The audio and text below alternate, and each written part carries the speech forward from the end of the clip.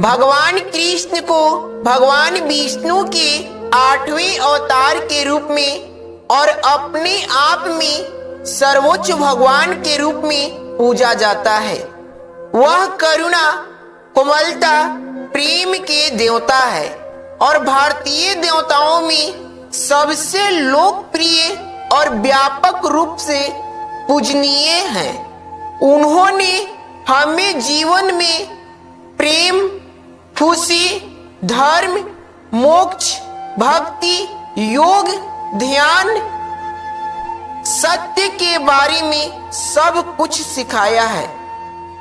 आइए जानते हैं श्री कृष्ण के श्री मुख से निकले कुछ अनमोल वचनों को।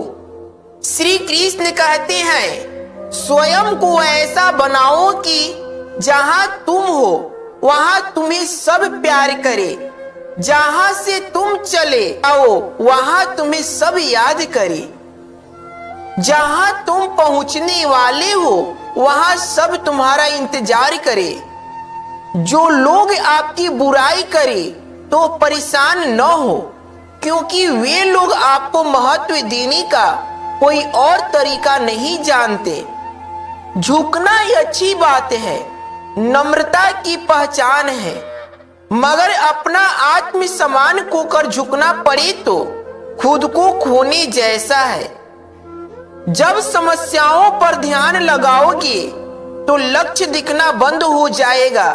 जब लक्ष्य पर ध्यान लगाओगे तो समस्याएं दिखनी बंद हो जाएगी। श्री कृष्ण जी कहते हैं, कलयुग में पैसा ईश्वर से भी बड़ा हो जाएगा।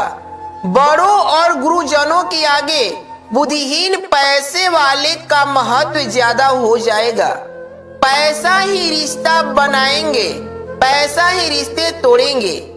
आशा और विश्वास कभी अलग नहीं होते। ये हम पर निर्भर करता है कि हमने आशा किससे की और विश्वास किस पर किया। जिस परिस्थिति को बदल पाना संभव ना हो, उसको लेकर अपनी मनोस्थिति को बदल लीजिए, कुछ हद तक समाधान अवश्य मिलेगा।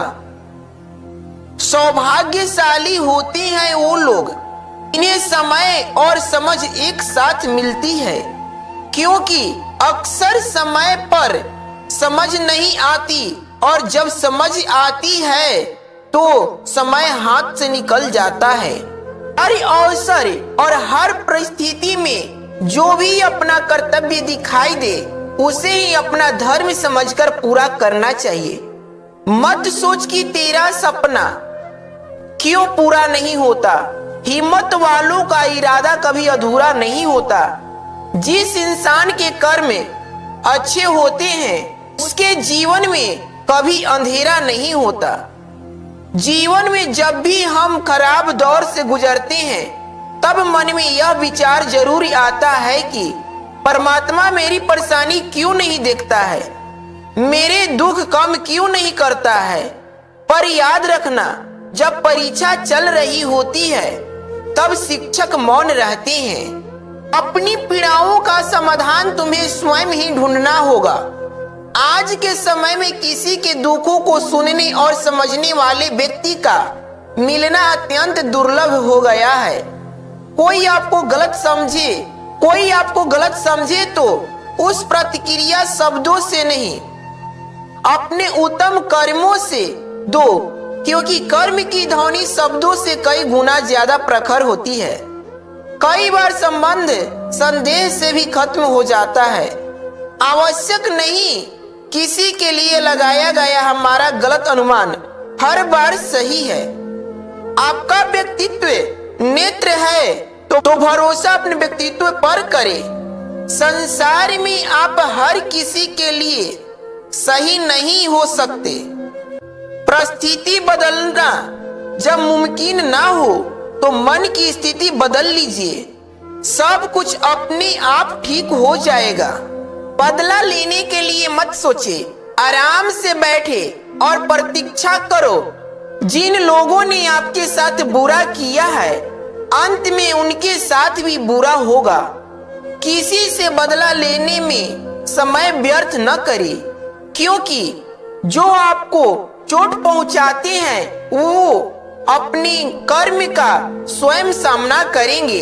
अपमान का बदला झगड़े या लड़ाई से नहीं लिया जाता है, बल्कि शांति से कामयाब होकर लिया जाता है। कर्म का थप्पड़ इतना भारी और भयंकर होता है कि हमारा जमा हुआ पुण्य कब खत्म हो जाए पता भी नहीं चलता। पुण्य खत्म होने पर समर्थ राजा को भी भीख मांगनी पड़ती है।